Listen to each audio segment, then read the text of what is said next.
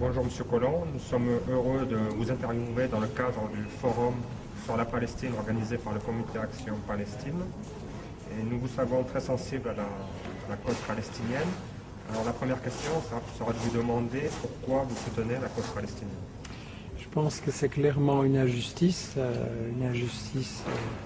incroyable au XXIe siècle, un État colonial, raciste, vide une terre de sa population et en plus se présente comme victime. Donc quand on voit la situation de ces familles palestiniennes chassées de leur maison, de leur terre, de leur pays depuis des dizaines d'années, c'est intolérable. Évidemment, c'est une injustice commise par les grandes puissances pour des intérêts des multinationales, du pétrole, parce que Israël est placé là pour jouer le fil du pétrole. Donc je pense que ça doit être un combat de tous les démocrates dans le monde entier. Alors, pourquoi, à votre avis, l'impérialisme US considère-t-il son alliance avec Israël comme hautement stratégique? Bien justement, parce que le Moyen-Orient, c'est les réserves principales de pétrole dans le monde. Et je pense que toute puissance, toute grande puissance qui veut diriger le monde doit contrôler le pétrole et tout le pétrole, partout où il est. Les États-Unis eux-mêmes ne se fournissent pas en pétrole au Moyen-Orient, très très peu. Ils se fournissent chez eux, au Canada, au Venezuela, au Mexique, etc. Très peu au Moyen-Orient. Donc en fait, c'est une manière de contrôler le pétrole aussi des Européens, de l'Inde, de la Chine.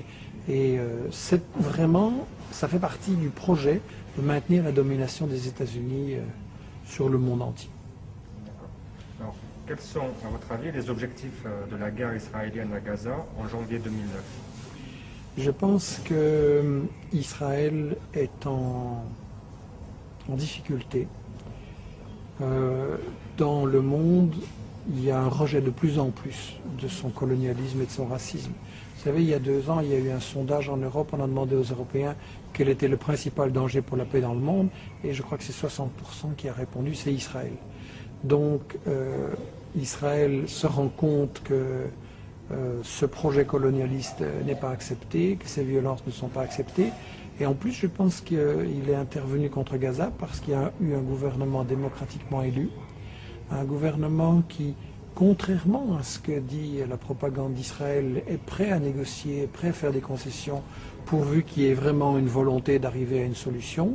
Et je pense qu'Israël a peur précisément qu'une solution soit possible. Parce qu'Israël, c'est le seul État au monde qui n'a pas de constitution.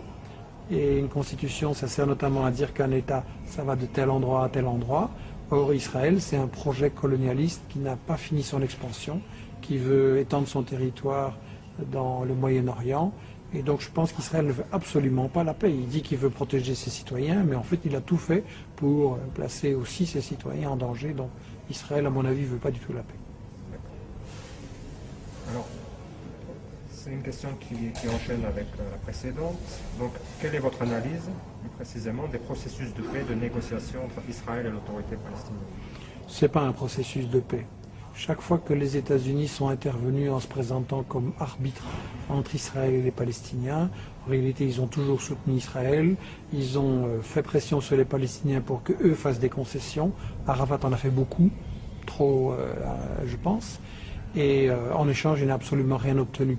Donc ce n'est pas un processus de paix, c'est un processus pour faire reculer les Palestiniens pas à pas.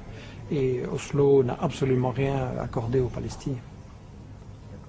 Alors, au regard de l'importance des mouvements de solidarité, pensez-vous que la cause palestinienne est un combat central pour tous les peuples dominés dans le monde? Oui, je pense. Je pense que c'est vraiment l'exemple d'une injustice commise par l'ensemble des grandes puissances. Il y a les États-Unis qui soutiennent militairement Israël, milliards de dollars chaque année, qui le protègent, qui le défendent chaque fois qu'il y a un vote à l'ONU, qui le sanctionne, etc. Mais l'Union européenne aussi fournit des armes à Israël, vient de l'accueillir comme un quasi-membre de l'Union européenne, fait toujours pression sur les Palestiniens et sur leur gouvernement élu en les déclarant même terroristes et des choses pareilles.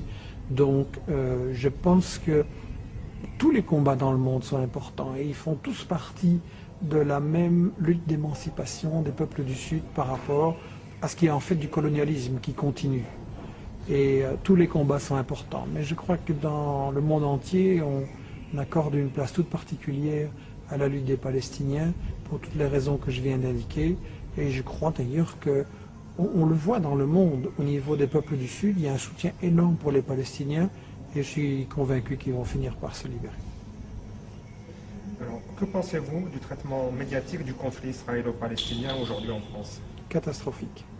Je pense qu'on a vu récemment à propos de cette offensive Israël contre Gaza, on a vu les médias français, européens dire Israël se défend, le problème c'est le Hamas qui tire des roquettes.